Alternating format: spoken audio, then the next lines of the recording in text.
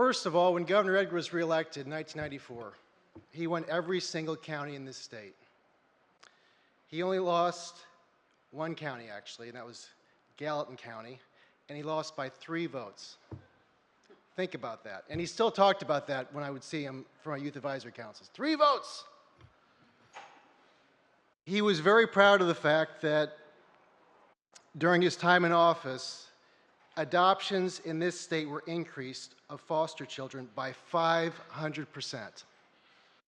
What a legacy. He wasn't just, I consider our 2 greatest governors, Governor Edgar and Governor Thompson, and Governor Edgar wasn't just great policy-wise. And by the way, Mrs. Edgar on the adoption successes and so many successes with Governor Edgar, they were hand in hand. And what an incredible legacy to leave behind. But Governor Edgar wasn't just focused on policy. He was focused on making the state a better place, not just during his term in office, but into the future. And we really haven't seen that for many years with our governors, trying to make sure the next generation is going to keep the state moving forward. And he was great at picking his personnel. My mom was his director of personnel when he was Secretary of State and then Deputy Director of Personnel when he was governor. And that's when I first met Governor Edgar as a child. And I think it would have been at a rally for governor or for Secretary of State, one of those 2. But he's one of the people that's inspired me to run for office. When I was thinking about running for office the first time for State Senate, I had lunch with Governor Edgar. And he went through a list. You know, when you're a young candidate, you think you can win any race, you can do anything, you know. But Governor Edgar took a look at the district, and we talked about it very thoroughly, and he gave me some good advice. And I listened to his advice, and I didn't run for office.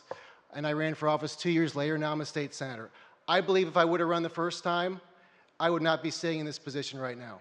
So I thank Governor Edgar for that. It was an honor to be an Edgar Fellow.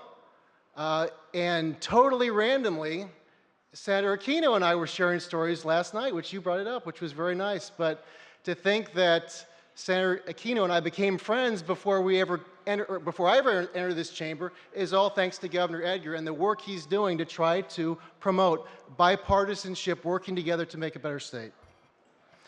I asked him to speak at my Youth Advisory Council, which is kids from all across my 10 counties.